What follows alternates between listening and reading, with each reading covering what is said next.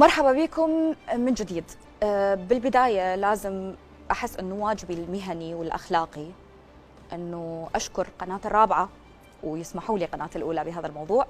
أشكر قناة الرابعة على الفرصة اللي انطتني إياها وعلى 4 سنوات من العمل المتواصل بيني وبين إدارتها لإنجاح القناة وإنجاح البرنامج، وحتى نوصل أنا وياكم إلى الحقيقة ولا شيء غير الحقيقة.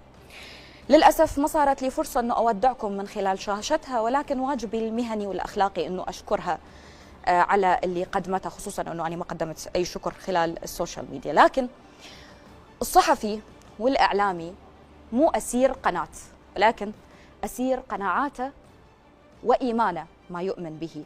لذلك أنا اليوم هنا بنفس القلم، نفس الإيد، ونفس الفكر اللي يحرك القلم والإيد.